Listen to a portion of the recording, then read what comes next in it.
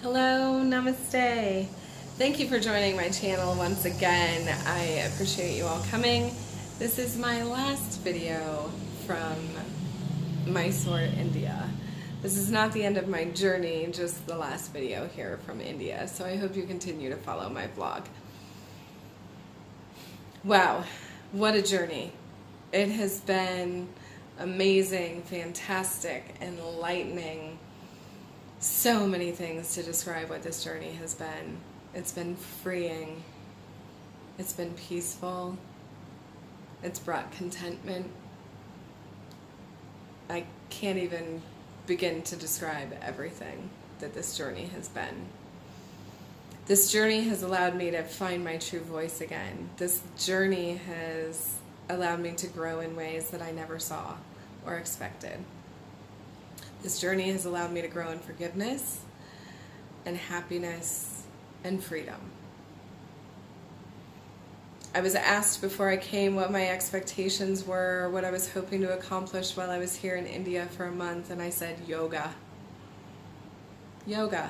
That's what I want to accomplish. That's what I'm experiencing. That is why I'm going to India. But yoga is so much more than asanas or poses. Yoga is pranayama, which is breath, meditation, it's Ayurveda, it's Nidra, it's so many things. It is everything.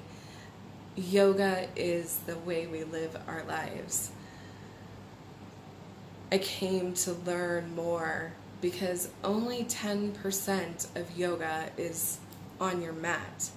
The other 90% of yoga is everything else. It's philosophy. It's all of these things.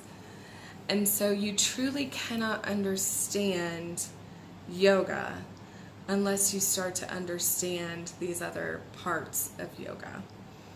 It's been nice to be able to just dedicate every day to those things and to learning those things and focusing solely on myself, which is very selfish, but it was much needed.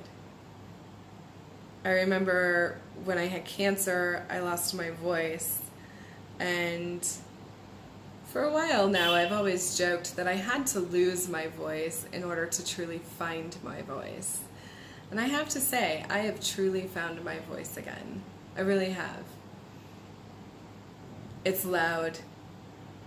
I know who I am and what I want, and I am not afraid to speak my truth and to use my voice.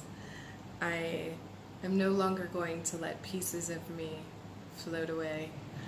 When my dad was sick, before he died, I went out there to take care of him one month, and it's funny because it was the month of October, and I didn't put that together until now. He looked at me one day when I was sitting in his room with him and he was having lunch. We were just talking, watching TV, hanging out like we always did. And he looked at me asking me, "Who are you? And what have you done with my daughter?" I sat in stunned silence for a few minutes and didn't know how to respond. And I didn't know what to say. I had nothing to say. And he let the question hang there in the air. No response was ever given because I didn't know how to respond. During my journaling here, I finally kind of figured out what happened to that girl my parents raised, that spunky spirit. Through life, in order to meet others' expectations, we're like this fire burning bright, and occasionally an ash floats up into the air. To me, those ashes represent little pieces of myself that have been floating into the universe that I've just let go. That fire isn't contained. It's burning, it's bright, it's hot.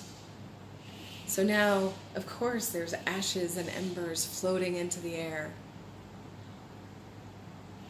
I had to come back to figure a way to re-stoke that fire because it had burned down to just coals. Because I had truly forgotten who I was. And this trip has really solidified. I remember who I am. And through this trip, I have been able to rebuild that fire so that it burns bright. But it's strong. And it is not going to be burning out anytime soon. So yes, you may compromise in life and you may make decisions that benefit others as opposed to yourself. And so those ashes are still going to float away. But if you know who you truly are and you never lose sight of that, those little ashes, those little pieces of yourself that you're putting out into the universe aren't going to change or diminish who you are. And so here I am today in India, having my true voice, feeling so content, peaceful, and happy here. Now I feel free because I feel like that fire is burning bright, and although tiny ashes and embers may float out into the universe, I will never lose sight of who I am, and that fire will always be burning bright. I feel like I've accomplished great things here in India. I don't believe this journey is over. I believe there's so much more to learn, so many more ways to grow. And I can only hope I can share those with you, maybe inspire someone to reconnect with their true self, find their true voice again, and be true to who you are deep down inside. Hold that truth. Honor that truth. Honor yourself. I will be from now on. I'm going to close today with a description of Namaste. Namaste means the divine light in you, in me, sees and recognizes the divine light in you. Okay, that's great. What does that mean? The divine light. Let's think about it. The God spark. That piece of God that lives in each and every one of us. Our soul. My soul sees your soul, recognizes it, appreciates it, accepts it. So when I say namaste to you, I am telling you, the divine spark in me sees and recognizes that divine God spark in you. I'm going to close today with namaste.